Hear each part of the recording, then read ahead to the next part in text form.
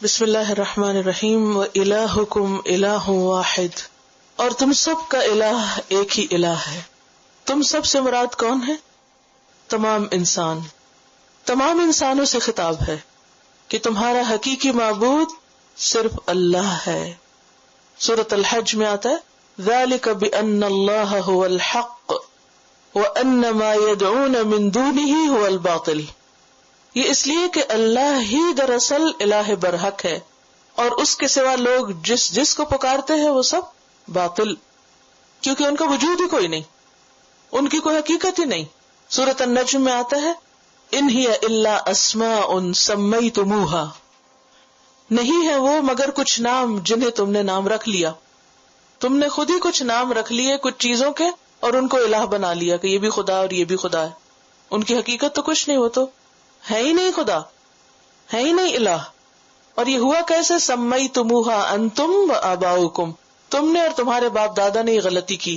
ما انزل اللہ بہا من سلطان، جس کی اللہ نے کوئی دلیل اتاری ہی نہیں، یعنی اللہ کے سوا لوگ جس کسی کو بھی اپنا معبود سمجھتے ہیں، دیتی سمجھتے ہیں، خدا سمجھتے ہیں، ان کی کوئی حقیقت اصلیت نہیں، اس میں کوئی سچائی نہیں، وہ تو صرف خدا کا نام رکھ لیا ان چیزوں پر، ورنہ ان کے تو اپنے نام کچھ اور ہیں۔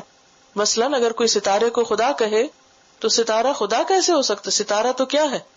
ستارہ ہے نا، ستارے کا اصل نام کیا ہے؟ ستارہ، اور ستارے کا کام کیا ہے؟ چمکنا، وہ خدا کہاں سے بن گیا؟ تم نے اس کا نام خدا رکھ دیا، وہ خدا نہیں تھا۔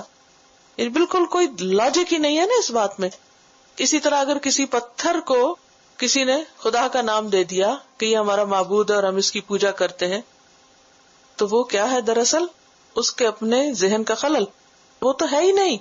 تو کوئی چیز جو ہے ہی نہیں، مثلاً اگر آپ کا نام کوئی کچھ اور رکھ دے، مثلاً کوئی راہ جاتے کسی شخص کا نام کسی مشہور پلیئر یا کسی فلمی اسٹار کے نام پہ رکھ دے، کوئی کہ فلاں لیڈی ڈیانا ہے، تو کیا وہ بن جائے گا؟ نہیں، وہ تو آپ نے خود ہی اس کا نام رکھ دیا۔ جیسے آپ اپنے بچوں کے نام بعض اوقات کچھ سے کچھ بناتے رہتے ہیں پیار لاڈ سے، تو وہ تھوڑی ہوتے ہیں، یہ میرا شیر ہے، یہ فلاں ہے، تو شیر تھوڑی ہے، شیر تو ہے جو شیر ہے، تمہارے کہنے سے شیر تھوڑی بنے گا کوئی۔ تو اسی طرح جو چیزیں خدا ہیں نہیں اور ان کے اپنے بھی کوئی نام ہے، وہ تو وہی ہیں، آپ کے نام رکھنے سے وہ الہ نہیں بنتی۔ تو اس لیے اللہ سبحانہ وتعالیٰ سورۃ الشعراء میں فرماتے ہیں فَلَا تَدْعُ مَعَ اللَّهِ إِلَٰهًا آخَرَ، اللہ کے ساتھ کسی دوسرے کو الہ مت پکارو، کسی اور کا نام الہ مت رکھو، اس سے مت کچھ مانگو، وہ الہ نہیں ہے۔ الہ کون ہے؟ وَإِلَٰهُكُمْ إِلَٰهٌ واحد، بس وہ ایک ہی الہ، لا الہ الا ہو، جس کے سوا کوئی الہ ہے ہی نہیں۔ پھر تاکید کے لیے کہا، پہلے کہا الہ ایک ہے، پھر کہا کوئی اور ہے نہیں۔ هو الرحمن الرحیم، وہ کون ہے؟ وہ ہے جو رحمان اور رحیم ہے، وہ ہے دراصل الہ۔ اور الرحمن اور رحیم کی وضاحت سورۃ فاتحہ میں ہو چکی ہے کہ وہ جو بہت ہی مہربان اور بہت ہی زیادہ رحم کرنے والا اور مسلسل بار بار رحم کرنے والا ہے۔ تو اس سے یہ بھی پتہ چلتا ہے کہ ہمارا الہ، جسے لوگ کہتے ہیں مسلمانوں کا الہ یا اللہ جو ہے، وہ بہت کیا ہے؟ ڈرانے والی چیز ہے۔ بعض لوگ کہتے ہیں نا کہ ہمارا الہ یا ہمارا خدا جو ہے تو بہت لونگ گاڈ ہے، اور تمہارا گاڈ کیا ہے؟ ڈرانے والا اور بہت نعوذ باللہ سزا دینے والا۔ تو ایسا نہیں ہے، هو الرحمن الرحیم۔ اب دیکھیے قرآن پاک کے آغاز میں بھی بسم اللہ الرحمن الرحیم، اللہ کا جو پہلا تعارف کرایا گیا وہ کس سے؟ الرحمن الرحیم۔ اور یہاں بھی الرحمن الرحیم۔ جب آپ بچوں کو بھی اللہ کے بارے میں بتائیں تو اللہ کی صفت رحمت جو ہے اس سے پہچان کروائیں۔ اور کیسے ثابت کریں کہ اللہ مہربان ہے؟ کیسے بتائیں؟ دیکھیے جو کچھ ہمیں ملا ہے یہ اس کی رحمت اور مہربانی کا نتیجہ ہی تو ہے۔ ہم نے کیا دیا تھا اپنے ہاتھ لینے کو؟ ہم نے کیا دیا تھا اپنی شکل کے لیے؟ اگر آپ کسی سرجن سے خدا نخواستہ ہاتھ سے کسی چیز کے بعد کچھ علاج کریں تو آپ دیکھیں کہ کتنا زیادہ کاسٹلی وہ علاج ہوتا ہے۔ اسے کیا کہتے ہیں؟ پلاسٹک سرجری بھی کہتے، بہرحال تو وہ تو کچھ نہیں کرتے، وہ تو آگے پیچھے جوڑ توڑ ہی کرتے ہیں، یہ کچھ پیچنگ ویچنگ۔ لیکن اللہ جس نے اوریجنلی آپ کو جسم دیا تھا اور یہ سب کچھ دیا تھا، یہ اس کی مہربانی نہیں تھی؟ کل ہی کسی نے مجھے تصویر بھیجی ایک بچے کی جس کی ایک آنکھ ہے اور ساتھ لکھا ہوا دجال ہے۔ وہ خود سے ہی خود بنا لیتے ہیں چیزیں لوگوں کو. وہ تصویر ایسی تھی کہ جس کے بالکل ماتھے کے بیچ میں بس ایک آنکھ تھی, دو نہیں تھی, ایک آنکھ. اگر اللہ نے ہم کو دو آنکھیں دی تھی اس کی مہربانی نہیں؟ ہم نے کچھ دیا تھا اللہ کو کہ اللہ ہم کو دو آنکھیں دینا؟ یا لینے کے بعد بھی کچھ پے کیا ہے اس کو؟ کچھ بھی تو نہیں. اسی طرح روز جو ہم کھاتے ہیں پیتے ہیں, رات کو ہم کو نیند آ جاتی ہے, چلتے ہیں پھرتے ہیں, ہمارے ہاتھ پاؤں کام کرتے ہیں, ہمارے پاؤں کام کرتے ہیں, یہ مہربانی نہیں اس کی؟ جگہ جگہ پر اس کی مہربانیاں عام ہیں. تو ہمارا الہ کون ہے؟ الرحمن الرحیم. وہ بارش نہ برسائے تو کہاں سے کھائیں, زمین نہ اگائے تو کہاں سے کھائیں, آگ کام نہ کرے تو کہاں سے پکائیں. تو ایک ایک چیز, حتیٰ کہ جو آنکھوں کا جھپکنا یہ بھی اس کی رحمت ہے. اگر ہم آنکھیں نہ جھپک سکے اور صرف کھلی کی کھلی رہ جائیں یا باندھو تو کھل نہ سکے تو کیا حال ہو ہمارا.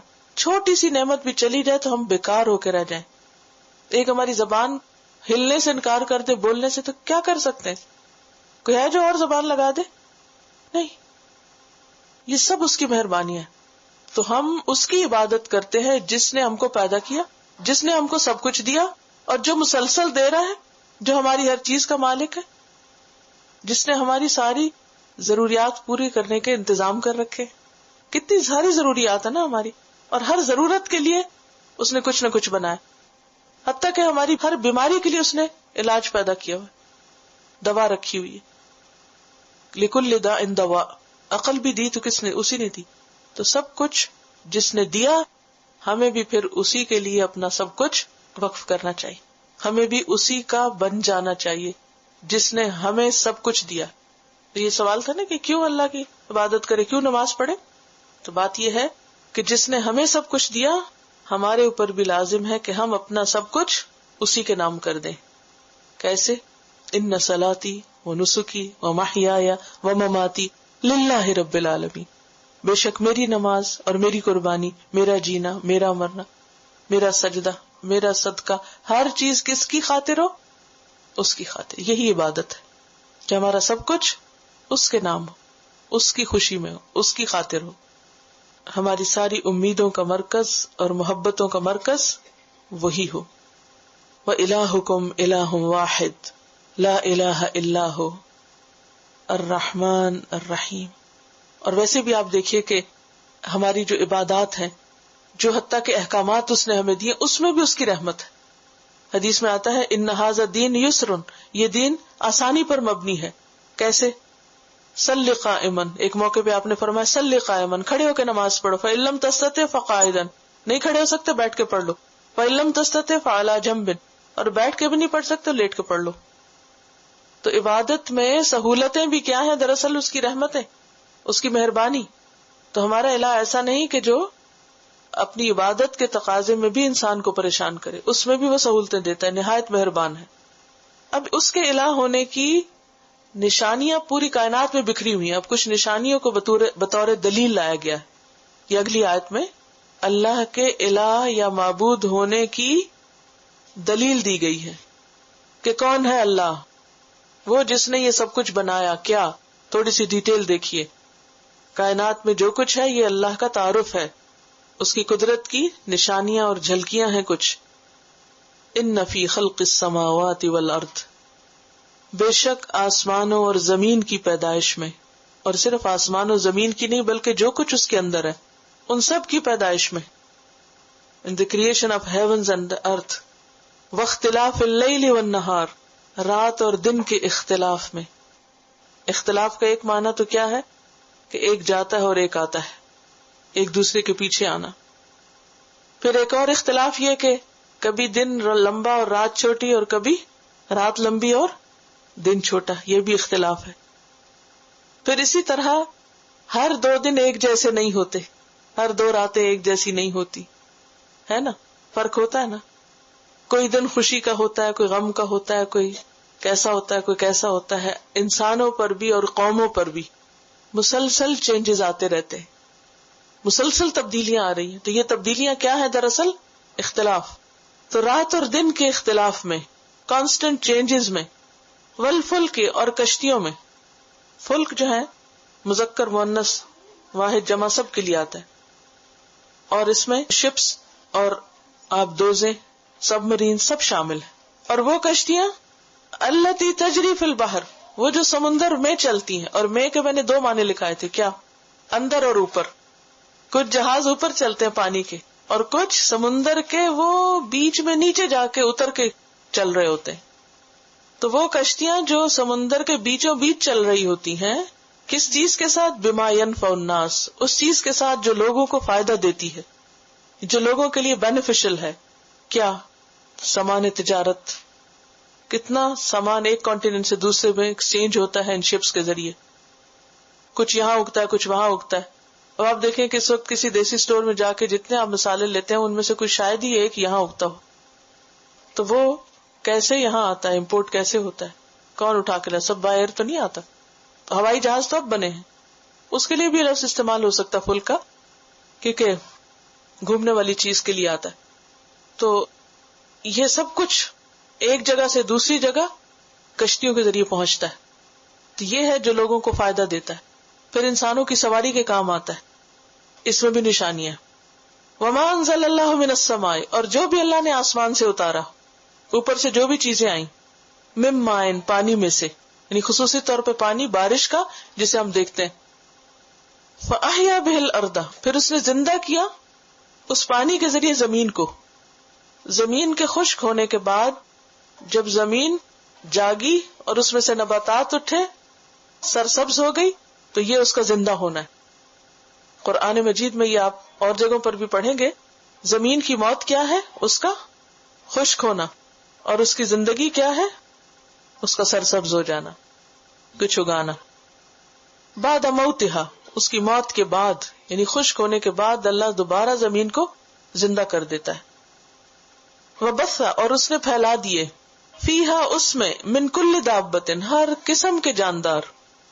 اور دابہ کس کے لیے آتا ہے؟ ہر جاندار کے لیے آتا ہے، چلنے والے، رینگنے والے. اور کتنی قسم کے ہیں جاندار؟ لائف کی کتنی قسمیں زمین پر؟ جی ہاں، 2 پاؤں پہ چلنے والے، 4 پاؤں پہ چلنے والے، پیٹ کے بل چلنے والے، رینگنے والے، گھٹنوں کے بل چلنے والے، پنجوں کے بل، پاؤں پر. اور پھر یہ کہ کوئی بڑے ہیں ہیوج، کوئی چھوٹے ہیں، کوئی اتنے چھوٹے کہ نظر ہی نہیں آتے، کوئی تیر رہے ہیں، کوئی اڑ رہے ہیں، یہ سب اسی میں آتے. کوئی عقل مند ہے، کوئی بے وقوف ہے، کوئی مویشی جانور ہے، کوئی پرند ہے، چرند ہے، درند ہے، ہر طرح کے جانور. کل دابہ، ہر قسم کی مخلوق جو زمین کے اوپر ہے. ابھی تک انسان نے سارے وہ بھی ڈسکور نہیں کیا. آپ دیکھیں ہر کچھ دن کے بعد پتہ چلتا ہے اب یہ پرندہ ڈسکور ہو گیا ہے، یہ مچھلی کی نئی قسم سامنے آ گئی ہے، اور یہ کوئی اسی طرح کے اور زمین پہ بھاگ دوڑ کرنے والے جانور. میں سوچتے پہلے کہاں تھے یہ، پہلے کیوں نہیں نظر آئے؟ وہ جنگلوں میں چھپے ہوئے ہوتے ہیں. حالانکہ انسانوں نے ایسی ایسی چیزیں بنائی کہ ہر چیز کو یعنی کہ اکھاڑ مارا ہے، لیکن اس کے باوجود ابھی تک ہر روز نئی نئی ڈسکوریز ہوتی. تو وہ جو سب اللہ کے علم ہے، ان سب میں نشانیاں ہیں.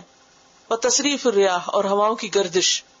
صرف اور شرف و تصریف کا مطلب ہے رخ پھیرنا اس کا، کبھی شمال سے جنوب، south to north, north to south, west east. اور صرف ویسٹ ایسٹ نہیں، بعض اوقات نارتھ ویسٹ، نارتھ ایسٹ، اور بیچ کے حصے بھی کور کرتے. پھر یہ ہے کہ ان سب چیزوں کا کبھی ایک رخ ہوتا ہے اور تھوڑی دیر کے بعد دوسرا رخ آ جاتا ہے. اس میں بھی نشانی ہے، کیونکہ اگر ہوا ہمیشہ ایک ہی رخ پر چلتی تو کیا نتیجہ نکلتا؟ سارے درخت ایک ہی طرف جھک جاتے. اور اسی طرح کچھ علاقوں کی پولوشن ایک ہی طرح ہلاک کرتی سب کو. تو اب کیا ہوتا ہے؟ وہ ایک دوسرے کو کمپنسیٹ بیلنس ہو جاتا ہے نا. ایک دفعہ چیزیں اڑ کے ادھر آتی ہیں، یہاں کی کچھ ضرورتیں ان سے پوری ہو جاتی ہیں، پھر اس میں سے کچھ چیزیں واپس اڑ کے واپس چلی جاتی ہیں. اور اسی طرح بادلوں کی آمد و رفت بھی اسی وجہ سے ہوتی ہے. تو یہ جو ہواؤں کا رخ پھیرنا ہے، اس میں بھی نشانیاں ہیں. اور کوئی ہوائیں رحمت کی ہوتی ہیں، کوئی زحمت کی ہوتی ہیں، کچھ ہوائیں عذاب لیے بھی ہوتی ہیں. والسحاب المسخر بین السماء والارض، اور آسمان اور زمین کے درمیان جو بادل مسخر کیے ہوئے ہیں، ٹھہرے ہوئے ہیں، رکے ہوئے ہیں، کام پہ لگے ہوئے ہیں، یہ بھی اللہ ہی نے کیا ہے. اللہ نے ان کو کنٹرول کر رکھا ہے کہ وہ نیچے گرتے نہیں یا اوپر نہیں چڑھ جاتے. اور پھر ان کے کئی رنگ ہیں، ان کی رفتار بھی فرق ہے، ان کی قسمیں بھی فرق ہیں. کلاؤڈز کے کتنے نیمز ہیں؟ لآیات، یقیناً نشانیاں ہیں. لا کا کیا مطلب ہے؟ تاکید کے لیے لام، لام تاکید. یقیناً یقیناً نشانیاں اس میں بہت سی. آنکھیں کھولو اور دیکھو کیا کچھ اللہ نے پیدا کیا. ان نشانیوں کو اگر تم دیکھو گے تو تمہیں پتا چلے گا کہ اللہ کا علم کیسا ہے، اس کی رحمت کتنی، اس کی حکمت کتنی، اس کی قدرت کتنی، اس کی ملکیت کیسی ہے، اس کی طاقت کتنی. یہ ساری چیزیں ہم کو کیا بتاتی ہیں؟ کیا بتاتی؟ اللہ کی پہچان، اس کی قدرت، اس کی عظمت، اس کی حکمت، وہ کون ہے. جیسے میں نے پہلے بھی عرض کیا نا کہ یہ ساری چیزیں اللہ کا تعارف ہے، الہ کا تعارف ہے، جس کا ذکر پچھلی آیت میں ہوا کہ تم اس کی عبادت کرو جس نے یہ سب کچھ بنایا. اور صرف بنایا نہیں، اب انسانوں کو تو بڑا آرٹسٹ مان لیتے ہیں جو پینٹ کر کے کچھ تصویر لٹکا دے کہیں، اس کے تو گیت گاتے ہیں اتنے بڑے. اب دیکھیں نا، یہ بہت زبردست سینری بنتی ہے، ایک خوبصورت پینٹنگ بن سکتی ہے اگر ان ساری چیزوں کو جن کا یہاں ذکر ہے ایک جگہ پر اکٹھا کر دیا جائے. اب اگر کوئی صرف کینوس کے اوپر رنگوں سے ان چیزوں کو آپ کو رکھ دے تو آپ کہیں گے واہ کیا کام کیا ہے، کون ہے یہ کرنے والا، فوراً پوچھیں گے. لیکن جس نے اتنی بڑی سینری بنائی ہے اور اس کی حکمتیں بھی بتائی ہیں، وہ کوئی سٹینڈ سٹل چیز نہیں کہ جسے دیکھ دیکھ کے آپ بور ہو جائیں. ہر روز نیا رنگ بدلتا ہے، زندگی کی ایک امنگ پیدا ہوتی ہے، کبھی دھوپ ہے، کبھی بارش ہے، کبھی برف ہے، کبھی ٹھنڈ ہے، کبھی گرمی. زندہ رہنے کی ایک جستجو رہتی ہے نا، کبھی آپ ایک چیز کے لیے کوشش کر رہے تھے، کبھی دوسری کے لیے، چلتے رہتے ہیں. اگر سارا سال ایک ہی چیز رہے تو بوریت ہو جائے. تو جس نے یہ سب کچھ کیا ہے اس کو کیوں نہیں پہچانتے، اس کی تعریف کیوں نہیں کرتے، اس کی تسبیح کیوں نہیں کرتے، اس کا گن کیوں نہیں گاتے، اس کے آگے کیوں نہیں جھک جاتے، اس کو کیوں نہیں اپنا بڑا مانتے، کیوں نہیں اس پہ بھروسہ اور توکل کرتے. وہ ہے عبادت کے لائق. لیکن یہ کس کی سمجھ میں آتا ہے؟ آیات لقوم یعقلون، عقل استعمال کرنے والوں کی سمجھ میں آتا ہے. اور یہاں عقل رشد ہے، عقل ادراک نہیں. عقل ادراک کیا ہوتی ہے؟ وہ عقل ہوتی ہے جس سے انسان بس صرف ان چیزوں کا ظاہری پہلو دیکھتا ہے. وہ دیکھتا ہے اچھا یہ بادل ہے، بادل کی یہ قسم ہے، یہ بارش برسائے گا نہیں برسائے گا، یہ ادھر کو جائے گا ادھر کو جائے گا. جیسے موسم کا حال بتاتے رہتے ہیں، ادھر سے ہوائیں آ رہی ہیں، اتنی برف پڑے گی، اتنی بارش ہوگی، یوں طوفان آئے گا. بس صرف تبصرے، اس سے زیادہ کیا ہے؟ اگر زیادہ طوفان ہے تو کوئی روک سکتا؟ کوئی بھی نہیں کچھ کر سکتا. تو عقل کی دو قسمیں ہوتی ہیں. ایک عقل وہ ہے جو صرف یہ سجھاتی ہے کہ یہ چیزیں کیسے کام کر رہی ہیں، بس آج ہوا کدھر سے کدھر کو چلے گی، بس صرف ظاہری چیزوں کو پتا ہے. اس سے پیچھے کون کر رہا ہے، کیوں کر رہا ہے، یہ ان کو کوئی پتا نہیں. یہ کس کو پتا ہوتا ہے؟ جن کے پاس عقل رشد ہوتی، جو عقل ان کی رہنمائی کرتی ہے اور اصل نقطے تک پہنچا دیتی ہے، اصل خالق تک پہنچا دیتی ہے. اور پھر وہ اس کے آگے جھک جاتے ہیں، وہ پھر اسی کے بن کے رہ جاتے ہیں، اس سے محبت کرتے ہیں، اس کے وفادار ہوتے ہیں. دیکھیں دنیا میں کیسے کیسے لوگ ہیں، کیسے کیسے پڑھے لکھے سمجھدار، زندگیاں کھپا دی انہوں نے ریسرچ کر کر کے، لیکن کیا نہیں پایا؟ اصل حقیقت کو نہیں پایا. تو ان کی عقل ادھوری عقل ہے. کامل عقل کس کی ہے؟ جیسے ابراہیم علیہ السلام کی تھی. انہوں نے دیکھتے ہی سورج کو جب غروب ہوا تو کیا کہا؟ یہ الہ نہیں ہو سکتا، یہ تو ڈوبنے والا ہے. یہ ہے عقل رشد، کہ جس سے وہ اس نتیجے پہ پہنچ گئے کہ نہیں، مجھے تو وہ الہ چاہیے کہ جو نہ کبھی سوئے، نہ اس کو موت آئے، جو ان سب چیزوں کو چلا رہا ہے، جو سورج اور چاند کو تھامے ہوئے ہے، جو بادلوں کو مسخر کیے ہوئے ہے. مجھے تو اس کی عبادت کرنا ہے. تو ہم سب کو بھی غور کرنا چاہیے کہ ہم ان تمام چیزوں سے سبق حاصل کر رہے ہیں یا نہیں. اور جو حاصل نہ کر رہا ہو اس کے لیے قرآن مجید میں آتا ہے انہم الا کالانعام، یہ سب جانوروں کی طرح ہیں، بل ہم اضل سبیلا، بلکہ ان سے بھی زیادہ گئے گزرے راستہ گم کیے ہوئے لوگ. اور پھر آپ دیکھیے کہ اللہ کی عظمت کیسے پتہ چلتی ان سب سے، کہ اللہ کتنا بڑا ہے. قرآن پاک میں آتا ہے کہ ہم نے یہ سب چیزیں 6 دنوں میں پیدا کی، فی 6 ایام، سورۃ قاف میں آتا ہے وما مسنا من لغوب، اور ہمیں کوئی تھکاوٹ نہیں ہوئی. اچھا، ایک کنسٹرکشن ورکر سے پوچھے رات کے وقت کہ اس کا حال کیا ہے، صرف ایک دن کا کام کر کے وہ تھکتا کہ نہیں تھکتا؟ تھکتا. جو لوگ ڈرائیونگ کرتے ہیں، ٹرک وغیرہ چلاتے ہیں، تھکتے ہیں یا نہیں؟ تو وہ رب جو پوری ہوائیں چلا رہا ہے، اور بادل لا رہا ہے اور بارشیں برسا رہا ہے اور زمین سے چیزیں اگا رہا ہے آپ کے لیے. اور پہلے مرحلے پر جب اس نے یہ سب کچھ بنایا تھا تو اس نے کیا فرمایا؟ وما مسنا من لغوب، ہم نے سب کچھ بنایا، ہمیں کوئی تھکاوٹ بھی نہیں ہوئی. ہے کوئی ایسا جو اتنا سارا کام کرے اور اسے تھکاوٹ نہ ہو سوائے اللہ کے؟ تو پھر انسان تو الہ نہیں ہو سکتے، وہی الہ ہے جو اتنی بڑی قدرت رکھتا ہے. پھر اسی طرح آسمان و زمین کی پیدائش کے بارے میں بھی سورۃ فرقان میں فرمایا وَهُوَ الَّذِي جَعَلَ اللَّيْلَ وَالنَّهَارَ خِلْفَةً لِمَنْ أَرَادَ أَنْ يَذَّكَّرَ أَوْ أَرَادَ شُكُورًا. وہی ہے جس نے رات اور دن کو ایک دوسرے کے پیچھے آنے والا بنایا، ہر اس شخص کے لیے اس میں نشانی ہے جو ارادہ کر لے کس کا، کہ نصیحت پکڑے یا شکر گزار بنے. جو شکر گزار ہونا چاہے اس کے لیے اس اختلاف میں بہت بڑی نشانیاں. پھر کشتیوں کے بارے میں ایک اور جگہ پہ فرمایا وَسَخَّرَ لَكُمُ الْفُلْكَ، اس نے تمہارے لیے کشتیوں کو مسخر کیا، ورنہ ایک سوئی اگر پانی میں ڈوب جاتی ہے تو جہاز کیوں نہ ڈوبے؟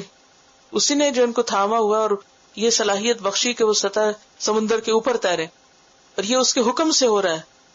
لِتَجْرِيَ فِي الْبَحْرِ بِأَمْرِهِ، تاکہ اس کے حکم سے سمندر میں چلیں. وَسَخَّرَ لَكُمُ الْأَنْهَارَ، تمہارے لیے نہروں کو مسخر کیا. اسی طرح آسمان سے جو بارش برستی ہے، سورۃ النور 43 میں فرمایا وَيَنزِلُ مِنَ السَّمَاءِ مِن جِبَالٍ فِيهَا مِن بَرَدٍ فَيُصِيبُ بِهِ مَن يَشَاءُ وَيَصْرِفُهُ عَن مَّن يَشَاءُ، اور وہ نازل کرتا ہے آسمان سے اور اترتا ہے آسمان سے برد یعنی ٹھنڈک. کہاں سے؟ من جبال، پہاڑ سے. یعنی کئی بادل ایسے جیسے پہاڑوں کی طرح وہاں سے برف برستی ہے، جس کو چاہتا پہنچاتا ہے، جہاں سے چاہتا لے جاتا ہے. کبھی سنو اسٹارم آتا ہے اور کبھی اس کا رخ پھیر دیتا ہے، ہوتا ہے نا. اسی طرح زمین، اسی طرح ہوائیں، یہ ساری چیزیں کیا ہیں؟ دراصل نشانیاں ہیں. کس چیز کی؟ اللہ کی قدرت کی. اور نشانیاں کس چیز کی؟ اللہ کی اور عظمت کی اور حکمت کی اور رحمت کی اور علم کی، اس کی سلطان کی، اس کی بادشاہت کی. تو یہ سب چیزیں ہمیں کیا سکھاتی ہیں کہ ہم کیا کریں؟ اس کے بن جائیں، اس کو الہ مانیں. کوئی آپ سے سوال کر سکتا ہے نا، آپ ایک رب کو کیوں مانتے، تین کو کیوں نہیں مانتے؟ کیونکہ اللہ ہی عبادت کا مستحق ہے. کیوں؟ وہ کیوں مستحق؟ سب چیزیں اس کی بنائی ہوئی ہیں، اور پھر جو کچھ اس نے بنایا اس میں اللہ نے اس آیت میں جیسا غور و فکر کا سلیقہ بھی سکھایا. کہ ہم کہتے ہیں نا اچھا ہوا کو دیکھو، ہوا تو خیر نظر نہیں آتی، لیکن اس کی جو گردش ہے اس پہ اگر انسان غور کرے، کبھی ٹھنڈی ہوتی ہے، کبھی گرم ہوتی ہے، کبھی طوفانی ہوتی ہے. پھر بارش کو آپ دیکھیں، اگر بارش کا پانی بوائلنگ ہوتا تو کیا ہوتا؟ ابل کے گرتا تو کیا ہوتا؟ چھینٹے پڑتے نا ابل کے. یا بہت ہی ٹھنڈا ہوتا، یا اس میں کوئی ریت شامل ہوتی، یا جیسے بنی اسرائیل پہ خون کی بارش ہوئی تھی، یا مینڈکوں کی بارش ہوئی تھی ان پہ، یا ایک قوم پہ پتھروں کی بارش ہوئی تھی. تو یہ سب اللہ کی رحمت نہیں؟ یعنی قطرہ قطرہ ٹپکنا. اور اگر اللہ تعالیٰ اوپر سے نلکے چلا دیتا تو کیا ہوتا؟ تو یہ اس کی رحمت نہیں؟ یہ ساری نشانی ہے نا. تو یہ غور و فکر کا اس نے ہمیں راستہ کھولا کہ دیکھو غور کرو، یہ سب ایسے ہی کیسے خود سے ہو گیا بغیر کسی پلاننگ کے، اپنے آپ سے. وہ جو لوگ یہ کہتے ہیں نا کہ اپنے آپ سے سب کچھ ہو گیا، وہ آنکھیں کھول کے دیکھیں یہ اپنے آپ سے نہیں ہو سکتا. پھر زمین سے پودوں کا نکل آنا، یہ سب کیا ہے؟ اللہ کی قدرت کی، اس کے کمال کی نشانی ہے، اس کی پہچان ہے. لہٰذا ہم سب اس کو پہچانیں اور اس کو مانیں، اس پر ایمان لائیں، اس کی عبادت کریں، خوشی سے عبادت کریں. جب نماز میں کھڑے ہوا کریں شوق سے کھڑے ہوا کریں. اللہ اتنا کچھ تو نے دیا ہے، تو نے مجھ پہ رحم کیا ہے، میں بھی محبت سے تیری عبادت کرتی ہوں. کیونکہ عبادت ہے ہی محبت اور تعظیم کا نام. جس عبادت میں محبت نہیں، احترام نہیں، ادب نہیں، وہ عبادت نہیں. وَإِلَٰهُكُمْ إِلَٰهٌ وَاحِدٌ، اور تمہارا الہ ایک ہی الہ ہے جس کی تمہیں عبادت کرنی چاہیے، اور اس کے سوا کسی اور کی نہیں. کیونکہ الہ تو وہی ہے جو رحمان اور رحیم ہے. اور اس کے الہ ہونے کی نشانیاں کیا ہیں؟ پوری کائنات میں بکھری ہوئی ہیں، آسمان سے زمین تک، جس کی طرف اگلی آیت میں اشارہ کیا گیا ان فی خلق السماوات والارض، آسمانوں اور زمین کی تخلیق میں، ان کے بنانے میں، واختلاف اللیل والنہار، رات اور دن کی آلٹریشن میں، آنے اور جانے میں، والفلک التی تجری فی البحر بما ينفع الناس، اور ان کشتیوں میں بھی نشانیاں ہیں اللہ کی رحمت کی اس کی وحدانیت کی جو سمندر میں لوگوں کو فائدہ دینے والی چیزوں کو ساتھ لے کر چلتی پھرتی ہیں، یعنی لوگوں کے لیے فائدہ مند چیزیں ادھر سے ادھر لاتی لے جاتی ہیں. وما انزل اللہ من السماء من ماء، اور جو بھی اللہ نے اتارا آسمان سے بارش کا پانی، فاحیا به الارض بعد موتها، اور اس کے ذریعے زمین کو اس کے خشک بنجر ہو جانے کے بعد پھر سے زندہ کر دیا. اس میں بھی کیا ہے؟ بارش کیا ہے؟ اللہ کی رحمت کی نشانی، اللہ کی رحمت ہے اس میں. وبث فیہا من کل دابۃ، اور اس میں ہر طرح کے جاندار اس نے پھیلا دیے جن کے مختلف کام ہیں. وتصریف الریاح، اور ہواؤں کی گردش میں کبھی ایک رخ سے چلتی ہیں کبھی دوسرے سے. تو یہ تصریف جو ہے اس میں بھی نشانیاں.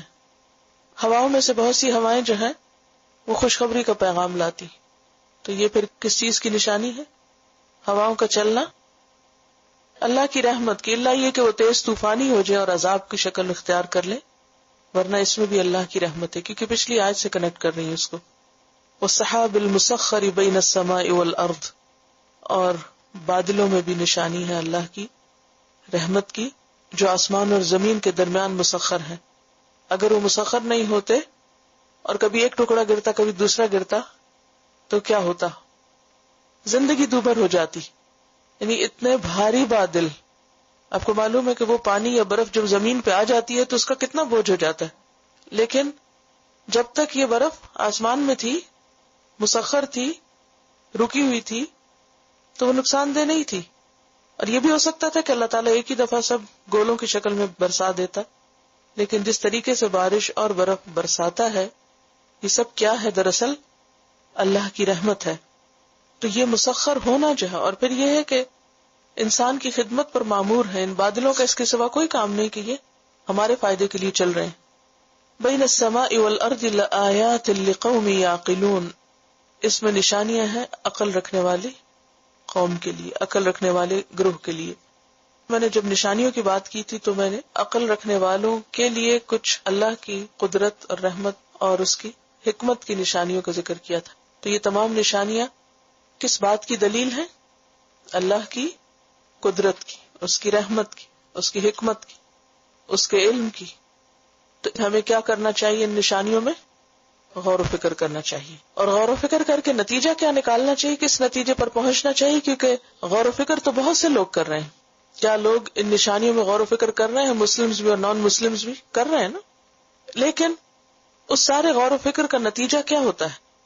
الہ تک نہیں پہنچتے، یعنی منزل تک نہیں پہنچتے، راستے میں ہی رہ جاتے ہیں، صرف ظاہر میں کھو جاتے ہیں، ظاہر میں رہ جاتے ہیں، اور اس سے وہ بات نہیں نکالتے جو نکالنی چاہیے. اور وہ کیا ہے؟ وہ الہکم الہ واحد، کہ تمہارا الہ ایک ہی الہ ہے.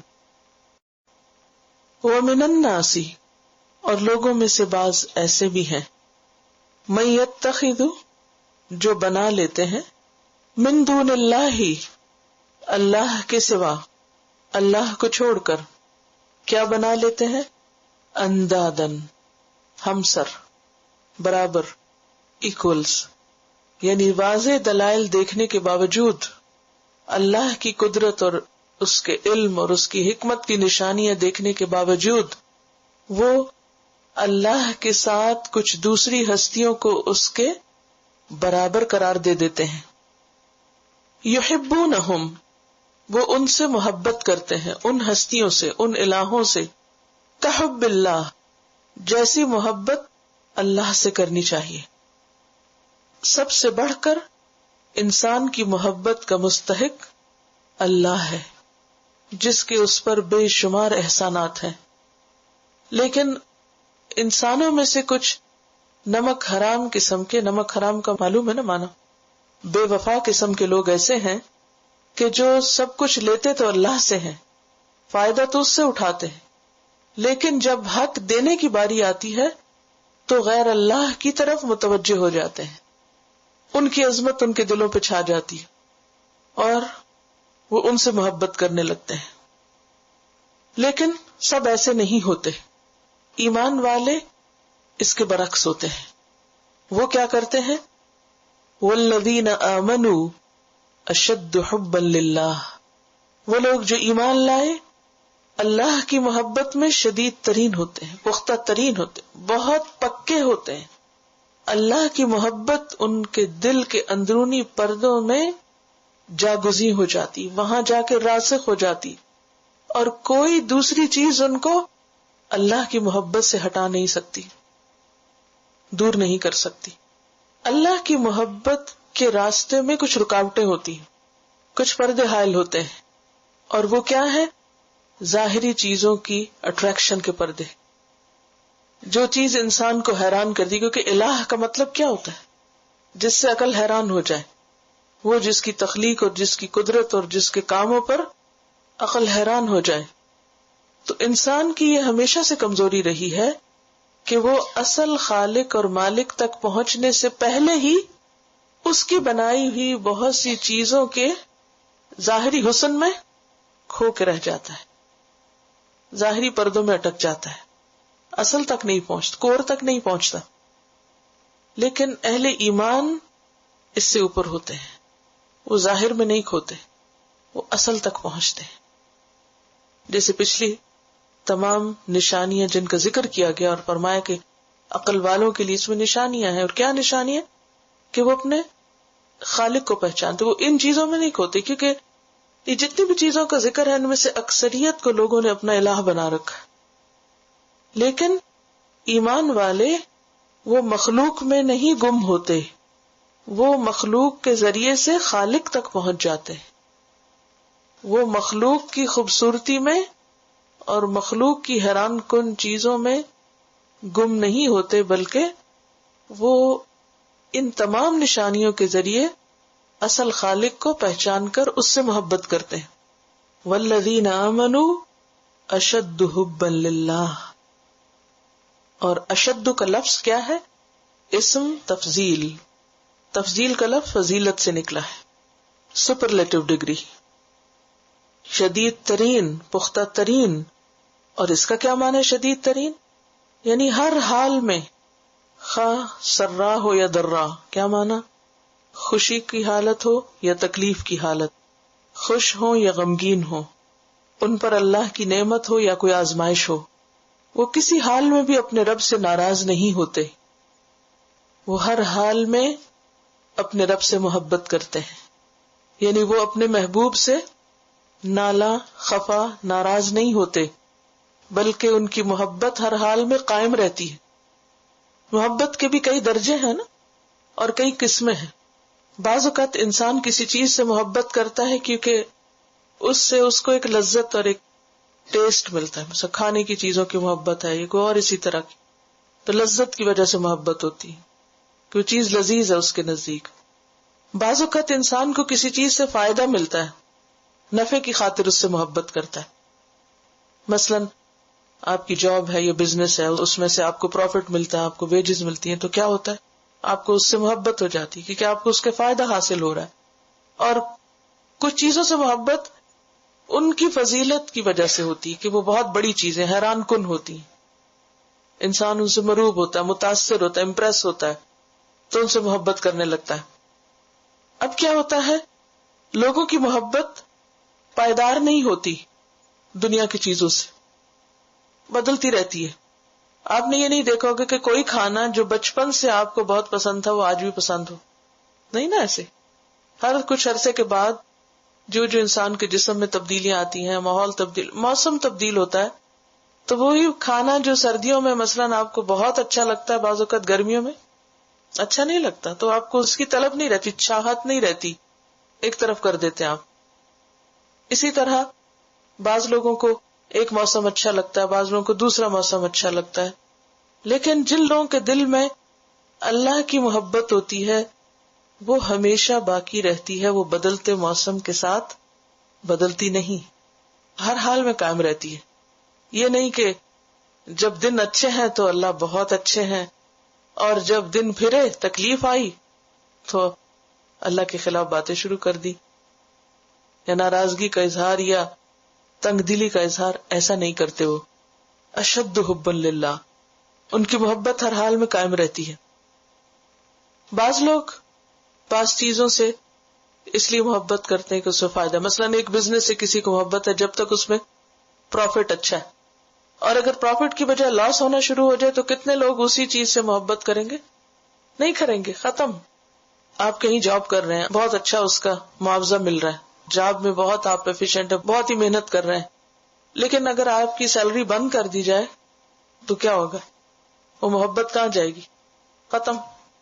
اسی طرح بعض لوگوں کو بعض انسانوں سے محبت ہوتی ہے, جب تک وہ جوان ہوتے ہیں ان سے محبت کرتے ہیں. مثلا شوہر کو اپنی بیوی سے محبت ہے جب تک وہ جوان ہے, خوبصورت ہے, اور جب جوانی ختم, خوبصورتی ڈھلک گئی تو محبت بھی ختم, وہ کسی اور کی طرف منتقل ہو گئی. دنیا کا حال تو یہ ہے. لیکن اللہ سے محبت, ان میں سے کوئی محبت نہیں ہوتی, وہ ان سب چیزوں سے بڑھ کر ہوتی ہے, کیونکہ اللہ سبحانہ و تعالیٰ کی ذات کو زوال نہیں. اس کی طرف سے ملنے والے نفع جو ہیں انسان کو وہ ہر حال میں ہے, خواہ انسان ان کو پہچانے یا نہ پہچانے. تو والذین آمنوا اشد حبا للہ, اور اشد جو ہوتا ہے چونکہ سپرلیٹو ڈگری ہے تو کمپیرزن بھی ہوتا ہے اس میں. تو اس کا ایک معنی یہ بھی بنتا ہے کہ جس طرح کوئی اپنے کسی معبود سے محبت کرتا ہے, ایمان والے اپنے رب سے ان سے بھی بڑھ کے محبت کرتے ہیں. کوئی کسی کو کتنا چاہ سکتا ہے, کوئی کسی سے کتنی محبت کر سکتا ہے, اس سب کو نیچے کر دیں اور اللہ کی محبت اس سے بھی اوپر. گویا ایمان والوں کی اللہ سے محبت ان کے بچوں, ان کی بیوی, ان کے دوستوں, ان کے بزنس, ان کے مال, ان کی ریاست, ان کے عہدے, ان سب چیزوں سے بڑھ کر ہوتی. جس طرح لوگوں نے اپنے بت بنائے ہوئے اور ان سے وہ محبت کرتے ہیں, ایمان والے اللہ کی محبت میں ان سب چیزوں سے بڑھ کر ہوتے, اشد ہوتے. تو اشد کا ایک معنی کیا ہوا کہ ہر حال میں, اور دوسرا سب سے بڑھ کر. جتنی کوئی کسی اور سے محبت کرے, ایمان والے سب سے بڑھ کر اللہ سے محبت کرے. ہم سب کو اپنے دلوں کا جائزہ لینا چاہیے. کیا واقعی اللہ کی محبت ہر چیز کی محبت سے بڑھ کر ہے میرے دل میں؟ کہیں وہ موسمی تو نہیں کہ کبھی کسی خاص جگہ پر ہوئے, کسی خاص موقع پر تو بہت شدید محبت ہوئی اور پھر وہ موقع ختم, وہ مجلس ختم تو اللہ کی یاد بھی بھول گئی. نہیں, ایسا نہیں ہونا چاہیے. یہ نہیں کہ آپ مکہ مدینہ میں ہیں تو آپ کو اللہ کی خوب یاد آئے, اور جب آپ امریکہ میں آ جائیں, کینیڈا میں آ جائیں تو آپ محبت پیچھے چلی. نو, آپ کہیں بھی ہوں, آپ گھر میں ہوں, آپ سفر میں ہوں, آپ سواری پر ہوں, آپ کہیں بھی چلے جائیں, آپ خوشی کے حالت میں ہیں, دنیا میں کسی چیز سے فائدہ آپ کو ہو رہا ہے یا آپ کو کوئی غم پہنچا, لیکن اندر جو دل کا اطمینان اور دل کی خوشی اور اللہ سے ایک تعلق اور کنیکشن اور اللہ کی یاد اور اس کا ذکر, وہ کسی حال میں محو نہیں ہوتا. وہ بندہ مومن اٹھتا ہے تو اٹھتے ہوئے سب سے پہلے اس کو خیال اپنے رب کا آتا ہے, اس کی زبان پر اپنے رب کا نام آتا ہے. وہ رات کو سوتا ہے تو آخری لفظ اور آخری بات اور آخری یاد اس کے دل میں اس کے رب کی ہوتی ہے. والذین آمنوا اشد حبا للہ. اور اس سے یہ بھی پتہ چلتا ہے کہ مومنوں کی محبت غیر اللہ سے اس درجے میں نہیں ہوتی. یعنی یہ اشد کا مطلب یہ ہے شدید ترین. اس کا یہ مطلب نہیں کہ انسان اللہ کے سوا کسی اور سے محبت نہ کرے, یہ نہیں کہا جا رہا. یہاں اشد کا کیا معنی نکلتا ہے؟ شدید ترین, سب سے اونچے درجے پر, آن ٹاپ. لیکن اس سے نیچے انسان کے دل میں اللہ نے مختلف چیزوں کی محبت رکھی ہے اور کوئی بری نہیں ہے. محبت ایک بہت محترم جذبہ ہے جو انسان کے لیے ایک محرک ہے کسی بھی کام کو کروانے کا. یعنی بعض لوگ محبت لفظ سنتے ہی اس کو نیگیٹو معنوں میں لیتے کہ شاید محبت کو بہت ہی خراب چیز ہے. کچھ مخصوص کلچرز میں تو لو یا محبت کا نام لیتے ہی لوگ لان تان شروع کر دیتے کہ اچھا اس کا تو ذکر ہی برا ہے. نہیں, محبت کوئی بری چیز نہیں, ایز لانگ ایز کہ وہ اللہ کی حدود کے اندر ہے. آپ اپنے بچوں سے محبت کر سکتے ہیں, آپ کو مال کی محبت بھی ہو سکتی ہے, آپ کو اپنے دوستوں سے محبت ہو سکتی ہے, آپ کو کسی بھی چیز سے محبت, اپنے کام سے محبت ہو سکتی ہے, زندگی میں بہت سی چیزوں سے انسان کو محبت ہو سکتی ہے. لیکن ان سب محبتوں کے اوپر ہوتی ہے اللہ کی محبت, کہ وہ اللہ کی خاطر ان میں سے ہر چیز کو چھوڑ سکتے ہیں. تو بات یہ ہے کہ اللہ کو پتہ ہے کہ ہم انسان ہیں, کمزور ہیں, ہمیں ان سب چیزوں کو محبت چاہیے, لیکن خرابی کہاں ہو جاتی ہے؟ جب کسی بھی چیز کی محبت اللہ کی محبت سے بڑھ کر ہو جاتی ہے، اور اللہ کے دین کی خدمت کی محبت سے بڑھ کے ہو جاتی، کہ اس کی خاطر، اس انسان کی خاطر، یا اس چیز کی خاطر، یا اس مال کی خاطر، یا اس اپنی جاب کی خاطر، یا کسی بھی چیز کی خاطر انسان اللہ کو بھول جائے اور پیچھے ڈال دے اور اس کا حکم پس پش ڈال دے. تو والذین آمنوا اشد حبا للہ. اور اس کی ضرورت کیوں ہے کہ انسان سب سے بڑھ کر اللہ ہی کی محبت میں گرفتار ہو؟ کیونکہ باقی ساری چیزیں فانی ہیں. آپ دنیا میں جس سے بھی محبت کریں گے وہ سب چلے جائیں گے. اور یہ ایک مانی ہوئی بات ہے، کوئی بھی چیز نہیں ٹھہرتی. کیا مال ٹھہرتا ہے ہمارے پاس؟ کسی کے پاس گارنٹی ہے کہ جتنا مال آج اس کے پاس ہے کل بھی ہوگا؟ اب اگر آپ مال کی محبت ہر چیز سے بڑھ کے کر لیں، جیسے کہ کچھ لوگوں کو ہوتی ہے، انہیں بیوی بچوں کی پرواہ نہیں، دین ایمان کی کسی چیز کی پرواہ نہیں، انہیں کس کی ہے؟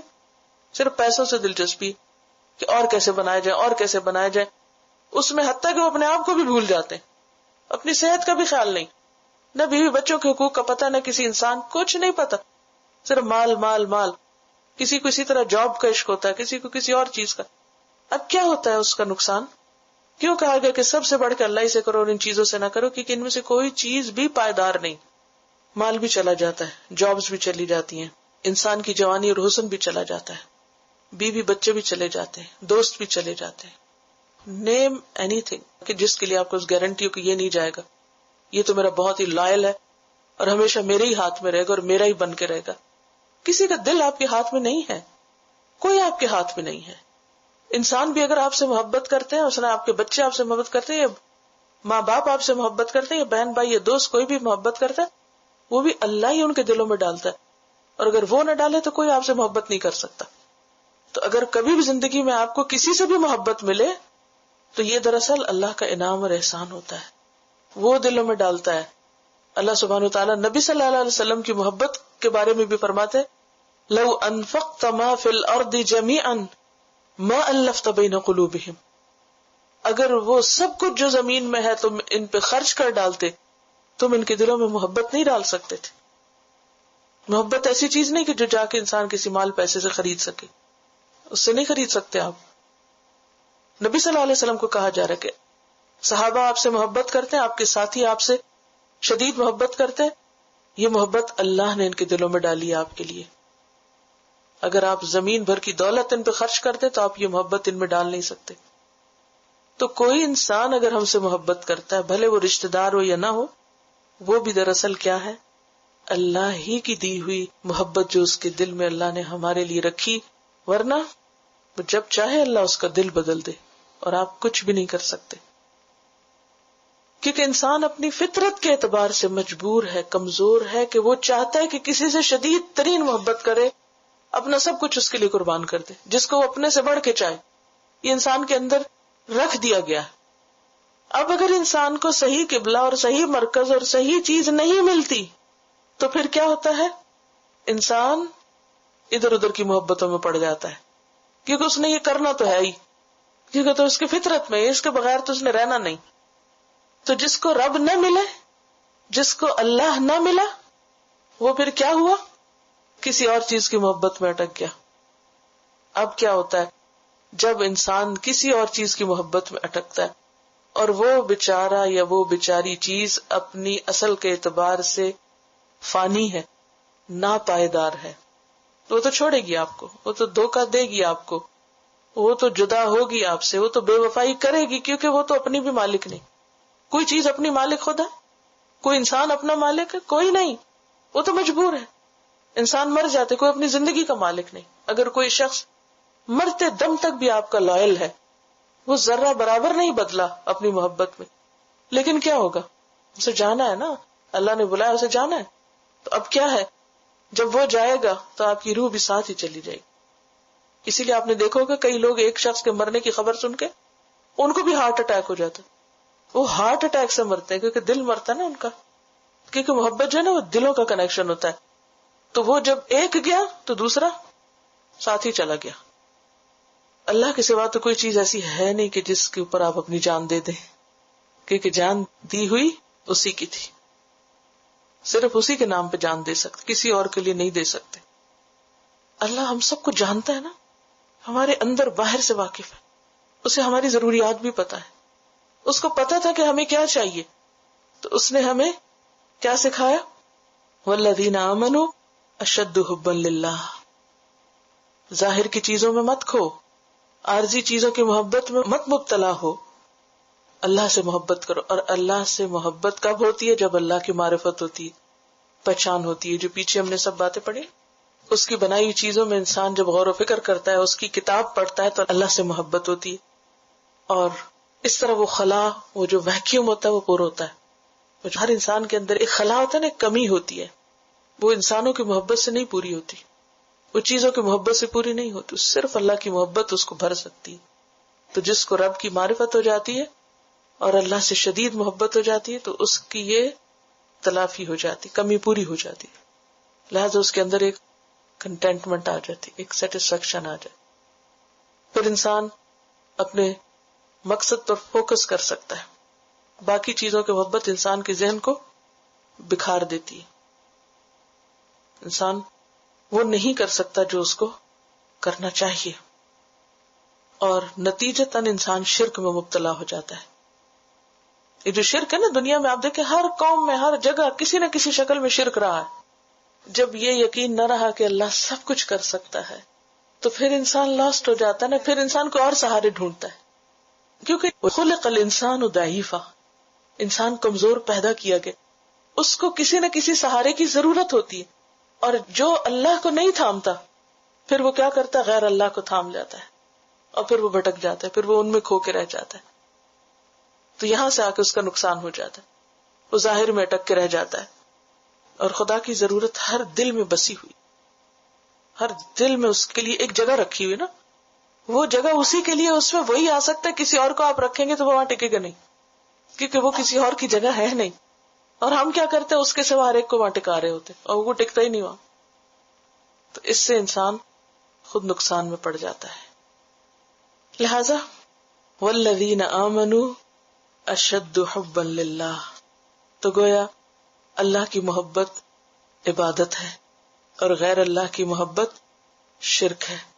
اللہ کی محبت انسان کی ضرورت ہے، فائدہ مند ہے، اور غیر اللہ کی محبت انسان کے لیے نقصان دہ ہے، انسان کے لیے غم اور خوف اور تمام تکلیفوں کا موجب ہے. جب انسان اللہ کو چھوڑ کے اوروں کو محبوب بناتا ہے، تو پھر کیا ہوتا ہے؟ وہ چیزیں اس کے لیے غم اور دکھ کا ذریعہ بنتی. آپ نے عبد القادر جیلانی کا نام سنا ہوگا. انہوں نے ایک دفعہ محبت کے موضوع پر کچھ کلام کیا تھا، گفتگو کی تھی، اور بہت ہی خوبصورت گفتگو ہے ان کی. کہتے ہیں، اے وہ شخص جو کہا کرتا ہے میں جس سے بھی محبت کرتا ہوں جدا کر دیا جاتا ہوں. یعنی انسان کو شکوہ ہوتا ہے نا، میں جس سے بھی محبت کرتا ہوں اس سے الگ کر دیا جاتا ہوں، جدا کر دیا جاتا ہوں، وہ چیز مجھ سے دور ہو جاتی ہے کسی طرح، کبھی بیماری سے، کبھی دشمنی سے، کبھی غلط فہمی سے. بہت سی محبتیں کس سے ختم ہو جاتی؟ مس انڈرسٹینڈنگ. کبھی فاصلے سے، کہ جس چیز سے آپ محبت کرتے ہیں آپ سے دور چلی جاتی. کبھی موت سے. ہر قیمت پر مجھ سے جدا کر دیا جاتا ہے. اے نادان، تو وہ خوش نصیب ہے جس کے لیے اللہ نے غیرت کھائی ہے. یعنی جس کے ساتھ ایسا ہو وہ خوش نصیب ہے. اور لوگ کیا سمجھتے ہیں اپنے آپ کو؟ بدقسمت، کہ میری محبوب چیز مجھ سے الگ ہوگی. جب تم اللہ کو چھوڑ کر کسی اور سے محبت کرتے ہو تو اللہ کو غیرت آتی ہے، اللہ کو اچھا نہیں لگتا.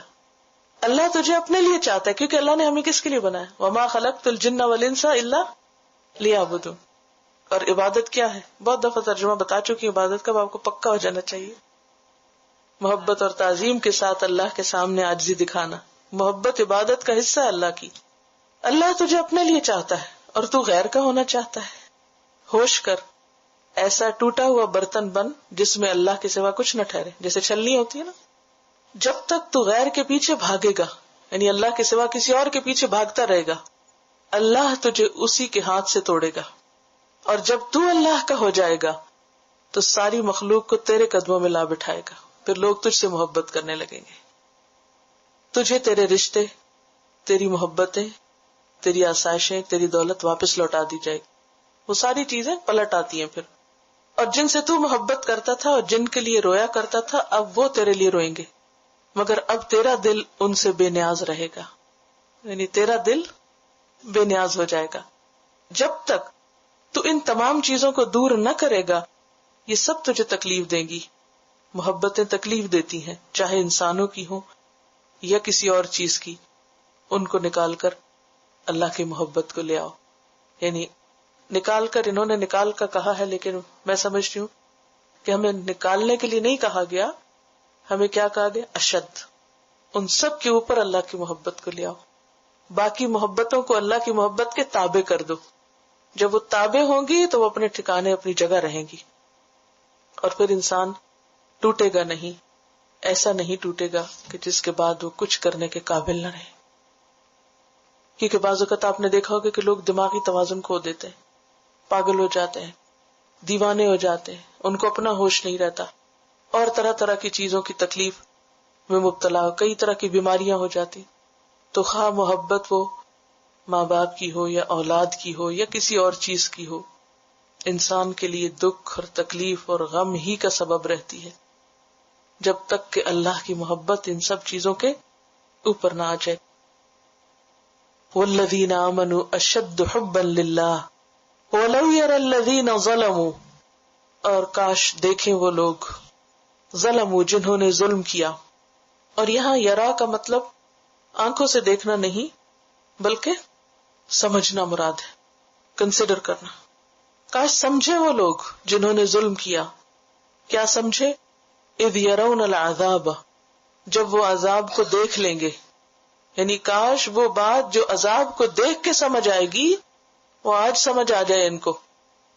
اب دیکھیں کہ قیامت کے دن انسان جب اپنے انجام کو دیکھے گا تو ہل جائے گا، اور اس وقت فوراً ریئلائز کرے گا کہ میں نے غلط کیا. کیونکہ جتنی بھی قوموں پہ عذاب آیا، عذاب کے وقت انہوں نے کیا کہا؟ انا کننا ظالمین، ہم ہی ظالم تھے. تو یہاں پر بھی فرمایا جا رہا ہے کہ کاش وہ لوگ جنہوں نے ظلم یعنی شرک کیا، اللہ سے بڑھ کر اور چیزوں کو چاہتے رہے، جب اپنے انجام کو دیکھیں گے تو اس وقت جو حقیقت ان کو سمجھ آئے گی کاش وہ آج سمجھ آئے.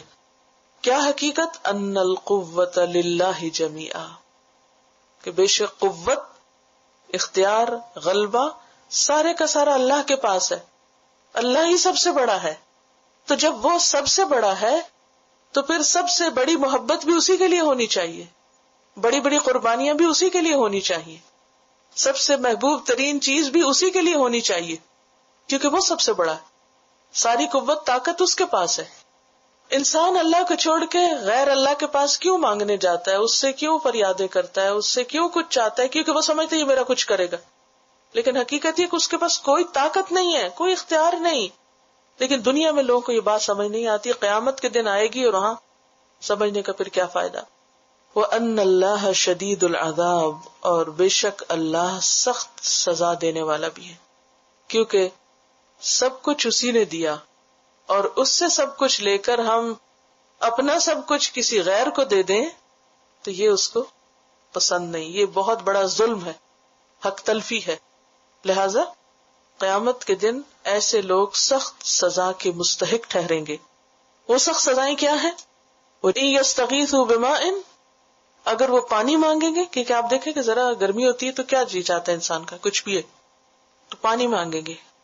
يُغَاثُوا بِمَاءٍ كَالْمُهْلِ يَشْوِي الْوُجُوهِ بِئْسَ الشَّرَابُ، تو ان کو پگھلے ہوئے تانبے کی طرح یا زخموں کو دھویا ہوا دھون وہ پینے کو دیا جائے گا.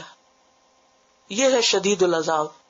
یشوی الوجوہ، جو منہ بھون ڈالے گا. کبھی گرم چائے پیے تھوڑی سی تو زبان جل جاتی، تو وہ جہنم میں جو پانی پینے کو دیا جائے گا وہ صرف زبان نہیں پورا منہ بھون ڈالے گا.